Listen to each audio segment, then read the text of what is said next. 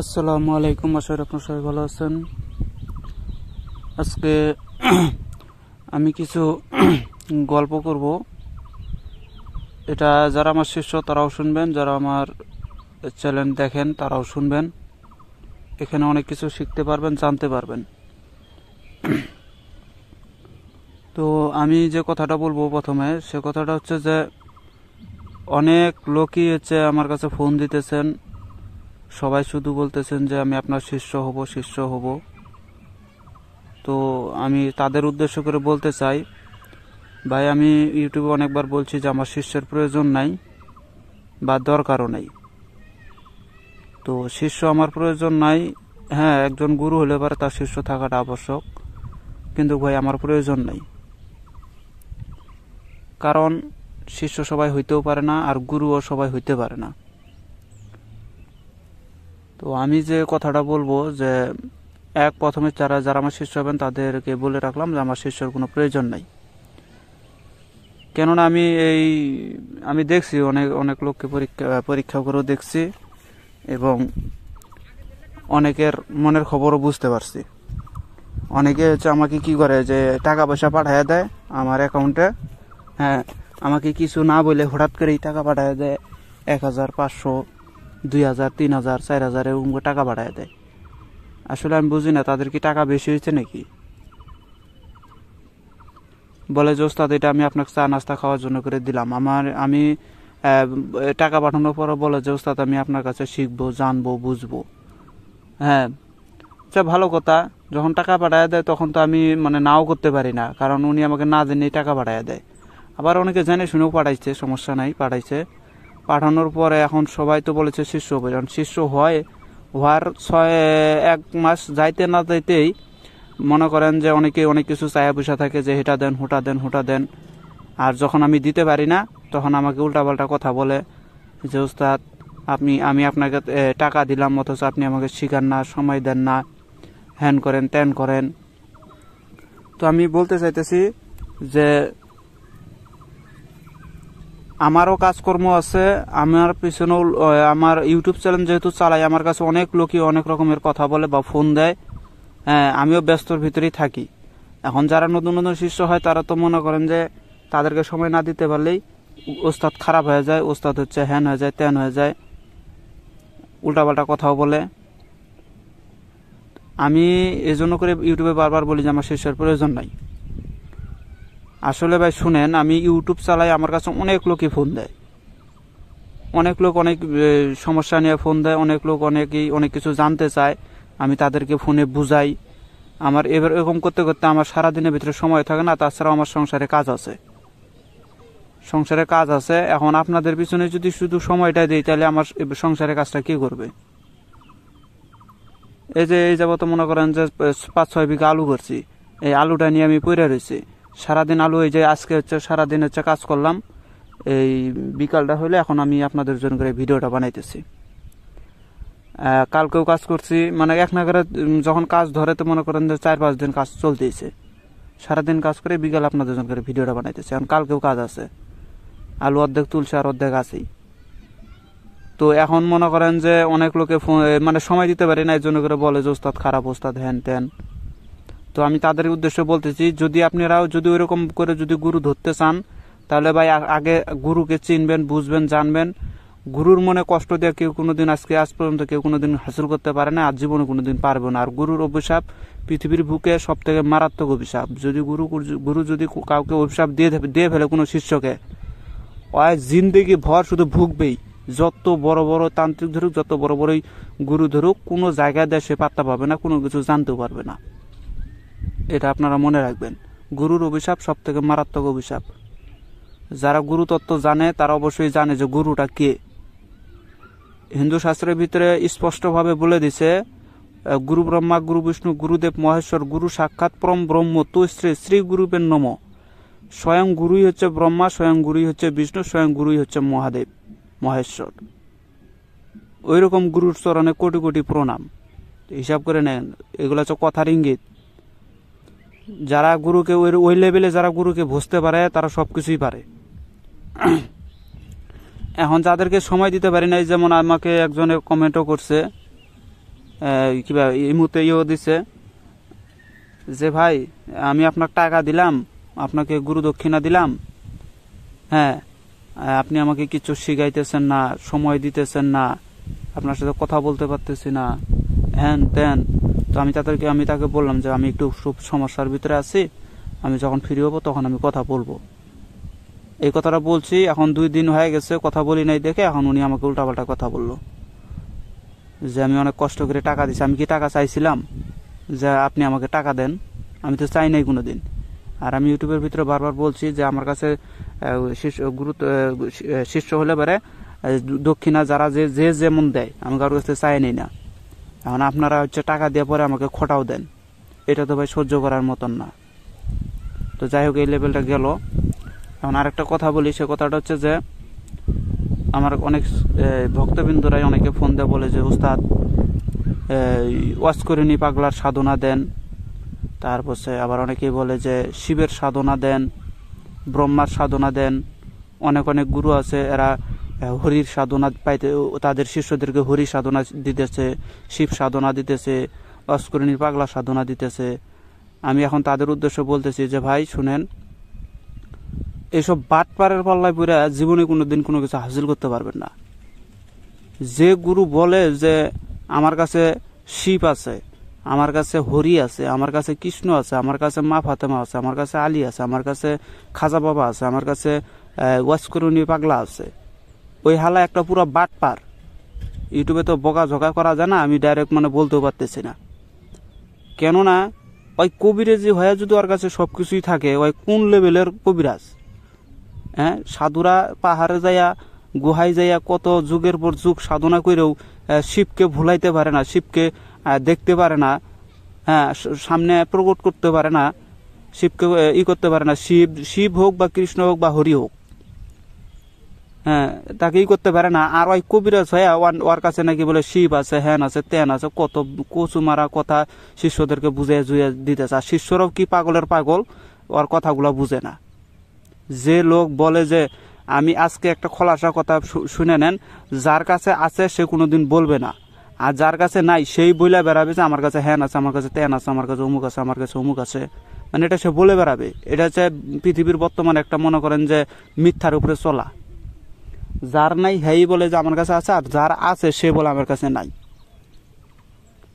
তো আপনি যার কথা বলতেছেন আমি বুঝতে পারছি উনি কোন লোকটা, কারণ একমাত্র এই কথাগুলো একমাত্র ওই লোকটাই বলে থাকে যে আমার কাছে শিব আছে, আমার কাছে মা ফাতেমা আছে, শিষ্যদেরকে বল হরি শিখাই দিতেছে, কৃষ্ণকে কৃষ্ণর মালা দিতেছে, ওয়াসকরিণী পাগলার ভেদ বলে শিষ্যদের মাঝে ভাঙবে না, এসব ভক্কর চক্কর আলাপ আলোচনা করে শিষ্যদেরকে বোকা বানানোর চেষ্টা করতেছে। আর শিষ্যরা তো যেগুলা বোকা তো বোকাই, ওরা বোকাই থেকে যাবে আজীবন।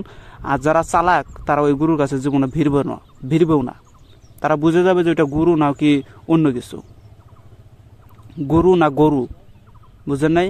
গুরু তো একটা আছে মনে করেন মানুষ গুরু, আর একটা আছে গরু, যেটা হচ্ছে আমরা গৃহপালিত পশু বলে। তো ওইরকম ওইরকম লেভেলের, কেননা ওর কাছে যেহেতু এত কিছু আছে, ও এক সাধারণ একটা বশীকরণ বান বিচ্ছেদ কাজই করতে পারে না। আর উনি নাকি বলে মাদার আছে, হ্যান আছে, তেন আছে, আবার উনার কাছে নাকি বলে আলী আছে, মা ফাতেমা আছে। বেটা মা ফাতেমা কয় চিনে? মা ফাতেমাটা কি? আর আমার কাছে আসেন আঙ্গুল মেরে উনি যে দেহতত্ত্বের কথাগুলো যে বলে যে এই দেহের ভিতরেই সব আছে, উনাকে প্রশ্ন করেছেন যে এই দেহের ভিতরে যেহেতু সবই আছে, ওয়াসকরিণী পাগলা কোন জায়গায় আছে দেখাই দিতে। আর বাপের যদি ক্ষমতা থাকে, আর বাপের যদি ক্ষমতা থাকে, একটা শিষ্য যদি খালি বলে যে ওস্তাদ আপনি তো আমার গুরু হন, ওয়াসকরিণী পাগলা আমার দেহের ভিতরে কে হয়? হ্যাঁ, আর ওই ওয়াসকরিণী পাগলা যে এই মাকে যে ঝুলাই নিয়ে বেড়াইছে, আমার এই দেহের ভিতরে এই ওয়াসকরিণী পাগলাটা কে আর ওর মাটা কে আমাকে দেখাই দেন, বইলা দেখেন। ওই যদি গুরু হয়ে থাকে আর দেখবেন যে নিজ দিয়ে পানি বেরিয়ে যাবে গা, যদি গুরু না হয়ে থাকে। আর যদি গুরু হয়ে থাকে তাহলে তো বলতে পারবে। আমার জানা মতো তো বলার ক্ষমতা কারোই নাই এখানে, কেননা এগুলো হচ্ছে একমাত্র যারা আধ্যাত্মিক লাইনের ভিতরে অরিজিনালি যারা পড়ে রয়েছে তারা জানে। দেহতত্ত্ব যাদের ভালো, দেহতত্ত্ব কিন্তু আবার সবাই জানে না ভাই। লালন ফকির বলে গেছে আত্মতত্ত্ব নিগুড় রহস্য যে পেয়েছে, সাইয়ের লীলা সে দেখেছে। সাইটাকে স্বয়ং আল্লাহকে বুঝাইতেছে, লালন ফকির সাইকে আল্লাহ বলে ডাকে।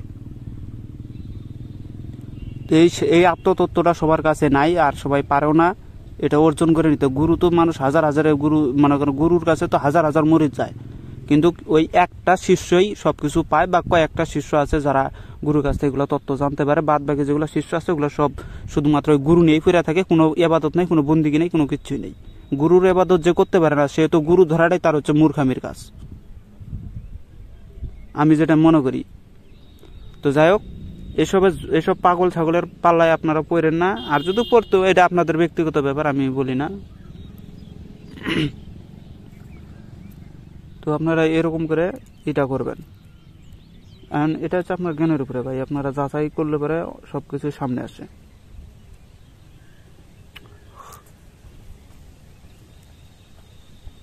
আপনারা একটু যাচাই করে দেখেন, তাহলে বুঝতে পারবেন। আর নয়তো আপনাদের মানে কি বলবো, এটা হচ্ছে আপনারা যদি খালি এতটুকু যদি মাথাটা একটু ঘামাইতে পারেন, যে ওস্তাদ বলতে পারে যে তার কাছে আলী আছে, ফাতেমা আছে, কৃষ্ণ আছে, হ্যান আছে, তেন আছে, উনি কৃষ্ণর মালা দিতেছে, বেটা কৃষ্ণর মালা দিয়ে যদি সবই হয় তাহলে তুই পারিস না কে? আমার কথা হচ্ছে তুই ওই নিজে পারে না কে? শিষ্যদেরকে দিতেছে হ্যান তেন, হয়তো নিজেই পারে না। হ্যাঁ, ওই আবার বড় বড় গল্প করতেছে আমার কাছে আলী আছে, ফাতেমা আছে। আলী ফাতেমা পাওয়া এত সহজ মনে হয়? আর আমার কাছ থেকে শুনে নেন, উনি যে বলে যে ওয়াজ করে নি পাগলার ভেদ আমি কোনো শিষ্যকে দিতে পারবো না, বা মরার আগে তাকে দিয়ে যাবো, আমার কাছ থেকে শুনে নেন। আমার কাছে 2 টাকাও দিতে হবে না, ওয়াজ করে নি পাগলার ভেদটা আপনারা কিঞ্চিত পরিমাণ শুধু ভাঙ্গে দিতেছি। দেহতত্ত্ব কথা বুঝে নেবেন, ইঙ্গিত মারবো, বুঝে নেবেন। আর যারা বুঝতে পারবেন না তারা পার্সোনালি আমার সাথে যোগাযোগ করতে পারেন, আমি বুঝাই দেবো। কথাটা হচ্ছে যে ওয়াজ করে নি পাগলা হচ্ছে আমি নিজে, আমার বডিটাই হচ্ছে ওয়াজ করে নি পাগলা। আর সে বহন করতেছে স্বয়ং তার মাকে, এবং সে মাটাকে স্বয়ং আমার দেহের ভিতরে যে বীর্য বা রতি, সেটা হচ্ছে আমার মা জগৎ জননী মা ফাতেমা। ওই আমার মা ফাতেমা, ওই হচ্ছে ওয়াসকরণীর মা। এই ওয়াসকরণী পাগলা যে বলছে না যে কাঁধে করে নিয়ে ঝুলে বেড়া, যখনই মাটিতে ফিরে যাবে তখনই তার মা মারা যাবে। এটা হচ্ছে আমার দেহের মণি বা বীর্য। যখন আমি নারীর কাছে মিলিত হইতে যাব তখন আমার বীর্যটা যখন পড়ে যাবে, তখন ওই যে নাভির 4 আঙ্গুল নিচে হচ্ছে, এটা হচ্ছে জমিন, নাভির 4 আঙ্গুল নিচে হচ্ছে জমি। যখনই বীর্যটা যখন পড়ে যাবে আমার স্ত্রী গর্ভে বা আপনার স্ত্রী গর্ভে যখনই পড়ে যাবে, ওইটা তখন মাটিতে পড়বে। আর মাটিতে পড়লে পারে তার কিভাবে মারা গেল, মানে আপনি সঙ্গে সঙ্গে ওই জায়গায় মারা গেলেন, আপনার মা মারা গেল, আপনিও মারা গেলেন, আপনার মাও মারা গেল। এটা বুঝে নেবেন, ইঙ্গিত মারছি, বুঝে নেবেন। কিছুটা ভেঙে দিছি। ওয়াসকরণী পাগলাই হচ্ছে আমার বডি, আর তার মাকে বহন করতেছে সেটা হচ্ছে বীর্য। সেটা যখন আপনি ফালাইয়া দিবেন তখন সে মারা যাবে, আপনিও মারা গেলেন, ও মারা গেল। ওয়াসকরণী পাগলার ভেদটাই হচ্ছে এটা। আরও আছে যেটা মানে ইউটিউবে সবকিছু বলা যায় না, কারণ মানুষ এখানে অনেক ধরনের মানুষ আমার ভিডিও দেখে, অনেক খারাপ খারাপ কমেন্ট করে। যখন বুঝতে পারে না তখন আমাকে বলে যে এটা শিরকি কাফেরি ব্যক্তির কথা, এগুলো উল্টাপাল্টি কমেন্ট করা শুরু করে, যার কারণে আমি সবকিছু ভাঙতে পারি না। আপনারা যারা জ্ঞানীরা আছেন তারা বুঝে নেবেন। আমার দেহটা হচ্ছে ওয়াসকরণী পাগলা, এবং ওয়াসকরণী পাগলার আর একটা হাকিকত আছে যেটা দেহের ভিতরেই আছে, সেটা আমি ভাঙতে পারতেছি না। এটা বললে পারে মানুষ আমাকে নাস্তিক বলা শুরু করবে। শুধুমাত্র ইঙ্গিত মারলাম যে আমার দেহটা হচ্ছে ওয়াসকরণী পাগলা, আমি যেটাকে বহন করে আছি সেটা হচ্ছে আমার রতি বা বীর্য। যখনই এটাকে আমি ঢেলে দেবো তখনই আমার মা মারা যাবে, আর আমার মা মারা গেলে মনে করেন যে সবকিছু শেষ। এটা হচ্ছে কিছুটা ইঙ্গিত মেরে ভেঙে দিলাম। উনি যে বলে যে ওয়াসকরণী পাগলা, উনাকে যে বললেন ওর বাপের ক্ষমতা থাকে এরকম করে বুঝাই দিতে, খালি কথাবার্তা মানে উল্টাপাল্টা কথাবার্তা বলে যে ওয়াসকরণী পাগলা। তো যাই হোক, আমি সবকিছু ভাঙতে পারতেছি না, কারণ এটা অনলাইন। আর বলা আছে যে গোপন জিনিসকে গোপন রাখাটা ভালো, গোপন জিনিসকে বাহ্যিকভাবে ভেঙে দিলে পারে বা বলে দিলে পারে সেটা আর গোপন থাকে না, এবং সেটার ইবাদত বন্দেগীও হয় না। যার কারণে ভাই শরীয়তের মোল্লারা যেমন দেখেন ইবাদত বন্দেগী করতেছে, এটা ভাই জাহিরি ইবাদত, যেটা আল্লাহর কাছে অতটা গ্রহণযোগ্য নয়। যদি কোনো ব্যক্তি গোপনে ইবাদত করতে পারে সেটা আল্লাহর কাছে গ্রহণযোগ্য, এটা আপনারা মনে রেখে নিন। আর কোরআনের ভিতরে কোনো জায়গায় 5 ওয়াক্ত নামাজের কথা নাই, স্পষ্টভাবে বলে দিছে। কোরআনের ভিতরে আমিও ঘাটছি, কোরআনের কোনো জায়গাতেই কোনো 5 ওয়াক্ত নামাজের কথা নেই। 5 ওয়াক্ত নামাজ আইছে আমাদের নবীরও আগে, সেটা হচ্ছে এই আদমের কাছ থেকে 2 রাকাত, আদম, ইব্রাহিম, ঈসা, মুসা এদের কাছ থেকে আসছে। মনে করেন যে 2 রাকাত, 3 রাকাত, 1 রাকাত, 4 রাকাত এরকম করে করে এই 5 রাকাত বানায় নিচ্ছে। আসলে মূলত এটা কোরআনের কোনো কথা না। কোরআনের কথা হচ্ছে জিকিরের কথা বলা আছে 750 বার, স্পষ্টভাবে বলে দিছে। আর জিকিরে নামাজের আরেকটা হাকিকত আছে, নামাজ বলতে তো কোরআনে নাই নাই, এটা স্পষ্টভাবে বলেই দিলাম। 5 ওয়াক্ত নাই, নামাজও নাই। সালাতের কথা আছে, এটা 3 জায়গায় আছে, 2 জায়গায়, কিন্তু 3 জায়গায় সালাতের কথা পাওয়া যায়, কিন্তু ওই রকম স্পষ্ট না। সালাত শব্দের অর্থ হচ্ছে স্মরণ করা। এখন আমি যেখানে মন চাই সেখানে যাই স্মরণ করতে পারি, আমার জন্য নির্দিষ্ট কোনো টাইম নাই। এই যে মুন্সি মোল্লারা যে ইবাদতটা করে, ওরা তো 5 ওয়াক্ত নামাজ পড়তেছে, ঠিক আছে, ওরা 5 বার দিনে 5 বার আল্লাহকে স্মরণ করে। আর মারফতের যে ফকির বা আউলিয়া যারা আছে ইবাদত বন্দি করে, তারা 24 ঘন্টায় আল্লাহকে স্মরণে রাখতেছে। এই জন্যই স্পষ্টভাবে বলা আছে যে জ্ঞানীরা যদি ঘুমাইয়াও থাকে, 5 ওয়াক্ত নামাজের ইবাদতের থেকে উত্তম হচ্ছে একজন জ্ঞানী ব্যক্তি যদি ঘুমাইয়া থাকে। আল্লাহ তার প্রতি সন্তুষ্ট সব থেকে বেশি যদি জ্ঞানী যদি ঘুমাইয়াও থাকে। মাওলা আলী ঘুমাইয়া থাকে আর আল্লাহ আরশ থেকে হাসে যে এর মতন ইবাদত কেউ করে না। তাহলে হিসাব করে দেখেন, মাওলা আলী ঘুমাইয়া থাকলে এবারে শয়তান ওর কাজ দিয়েও যাইতে পারে না, বলে যে মাওলা আলী আমার সামনে আছে, যদি আমাকে ধরে ফেলায়। হিসাব করে দেন, ওই কিন্তু ঘুমন্ত অবস্থায় আছে, তারপরেও ওই যাইতে ডরায়। এখানে আরো কিছু আছে ভাই, সবকিছু তো বলা যায় না। তো যাই হোক, ভিডিওটা যদি ভালো লাগে অবশ্যই একটা লাইক কমেন্ট করেন। আর একটা কথা বলে রাখি ভাই, বারবার বলতেছি, এসব উল্টাপাল্টা যারা আমাকে শিষ্য হওয়ার জন্য করে চাইতেছেন, আমি ভাই এরকম শিষ্য আমি চাই না। আমি ইউটিউবে বারবার বলতেছি, যারা গুরুকে নিন্দা করে, যারা গুরুকে মানতে চায় না, তাদের ভাই শিষ্যত্ব গ্রহণ করার দরকার নাই, তারা আমার কাছে আইসেন না ভাই। আর আমিও সংসারে কাজ করি, আমিও সময় দিতে পারি না, এটা আমি বারবারও বলতেছি। সময় আমি দিতে পারি না, কেননা আমার সংসারে কাজ আছে। আমি অনেক বিভিন্ন লোকের সাথে আমি আলাপ আলোচনা করি, ফোনেও করি, ইমুতে, হোয়াটসঅ্যাপ, সব জায়গাতেই করি। এখন এর ফাঁকে ফাঁকে যারা আমার শিষ্য আছে তাদেরকে একটু মেসেজ টেসেজ করি। আর যারা শিষ্যরা যদি প্রশ্ন না করে উত্তর পাবে না, এটা সাফ কথা, কারণ আমার স্বইচ্ছা আমি দিতে চাই না, বা স্বইচ্ছা দেওয়ার মতো সুযোগ হয় না। আপনারা যারা আছেন, যদি কোনো জিজ্ঞাসা করার থাকে, আপনারা আপনার ইমো হোয়াটসঅ্যাপে যোগাযোগ করবেন, সমস্যা নেই।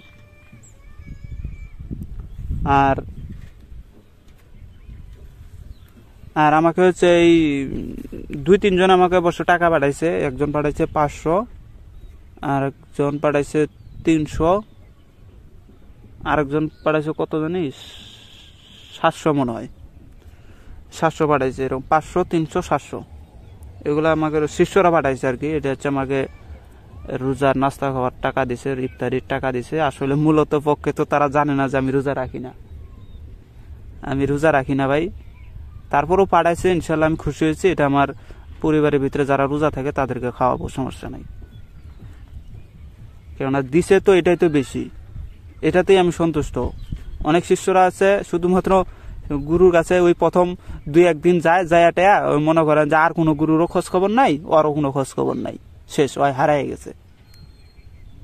এগুলা হচ্ছে ভাই শুনেন, এই যেমন আমি মাঝখানে একজন কাকে পরীক্ষা করছিলাম, জানেন কিভাবে পরীক্ষা করছিলাম? উনি প্রথমে বলছিল যে ওস্তাদ আমি আপনার কাছে শিষ্য হব। তো শিষ্য হয়েছে, গুরু দক্ষিণাও দিছে। মাঝখানে উনি আমার কাছে একটা জিনিস কিনে নিছিল টাকা দিয়ে, টাকাটা আমি আগে নিছি, নেওয়ার পরে জিনিসটা দেওয়ার কথা ছিল, আমি জিনিসটা পাঠাই নাই।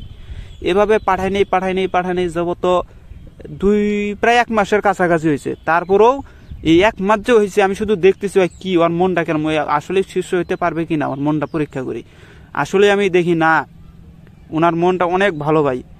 এই 1 মাস হয়েছে পাঠাই নাই, অথচ তার টাকা খাইছি। উনি একদিনও বলে নাই যে ওস্তাদ আপনি আমার টাকা খেলেন কেন, আপনি আমার জিনিস পাঠান নাই কেন, এ কথাটা একদিনও বলে নাই। উনি শুধু বলছে যে হয়তো ওস্তাদ কোনো ব্যস্ত আছে, মাঝে মধ্যে ভয় যে ওস্তাদ কেমন আছেন, ভালো আছেন, এতটুকুই। উনি কোনোদিন এই কথা বলে নাই। যখন বলে নাই তখন আমার মনটাই হলো যে না, ছেলেটার মনটা ভালো আছে। পরে তাকে আমি করে নিলাম, পরে তাকে আমি বলেও দিলাম যে এটা আমি একটু তোমাকে পরীক্ষা করছিলাম, কারণ তুমি তো প্রথমে এর আগে অনেকবার কথা হয়েছিল, তারপরে ওইটা মানে পরীক্ষা আর কি, মনটা টেস্ট করলাম যে আসলে জয় কি কাজের না অকাজের। কেননা অনেকেই আছে যে আমার কাছে টাকা দেওয়ার পরে মাল পাঠাই না, মাল যদি না দেই তখন মনে করেন উল্টাপাল্টা কথা বলে। কারণ না ভাই, কাজকর্ম করে হয়তো একদিন লেট হয়ে গেছে, এতটুকুই ওকে ধৈর্য ধরে না যে আপনি টাকা নিয়ে মাল দেন না, এরকম কথা বলে।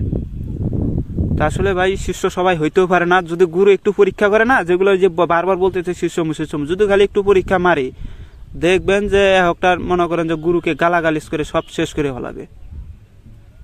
তো ভাই এত সহজ না ভাই।